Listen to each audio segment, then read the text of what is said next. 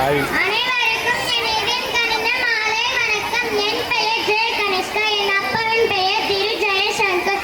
என் அம்மாவின் பெயர் திருமதி திவ்யா பாரதி. நான் மேலப்பட்டியிலிருந்து வருகிறேன். நான் இப்பள்ளியில் 4ஆம் வகுப்பு படித்துக் கொண்டிருக்கிறேன். கோவிலின் கர்ப்ப கிரகத்தில் அமைந்திருக்கும் அம்மனை போன்று ஒவ்வொரு குடும்பத்தை காத்து நிற்கும் பெண் தேவதை அம்மாவை பற்றி ஒரு சில வழிகள் உங்களுக்காக இதோ. அம்மா, நீ அற்புதம் அம்மா. சொன்ன அற்புதமான பொய்களில் ஒன்று, கடைசி உருண்டையில் தான் எல்லா சத்தும் இருக்கும்.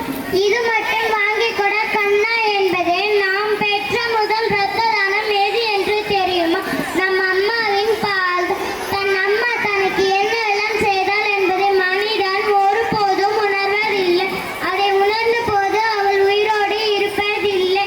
அம்மா, நீ என் அருகில் இருந்தால் கல்பாறை கூட பஞ்சு மெத்தைதான். சொல்ல வந்ததை கூட சரியாக சொல்ல முடியாமல் தவித்து நின்று பார், தாய்மொழியின் அருமை புரியும். வெளிநாட்டில் இருந்து பார், தாய்நாட்டின் அருமை புரியும். இது போல தாயை விட்டு தள்ளி இருந்து பார், தாயின் அருமை புரியும்.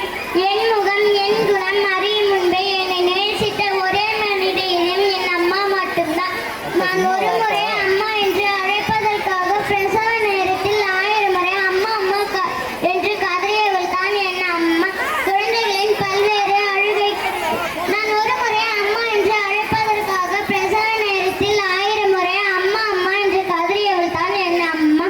தாய்மையின் வலி என்னவென்று எனக்கு தெரியும். அதனால் தான் அன்று அம்மாவுடன் சேர்ந்து அழுதேன் பிறகை. வாழ்க்கையில் தியாகம் செய்வது அப்பா, வாழ்க்கையையே தியாகம் செய்வது அம்மா. உடைமை என்பது மருந்து, ஆடை என்பது மானம், பணம் என்பது தீமை, ஆங்கிலம் என்பது மொழி, தமிழ் என்பது உயிர், அம்மா என்பது உலகம். நன்றி. கை தட்டுங்க, கை தட்டுங்க. எவ்வளோ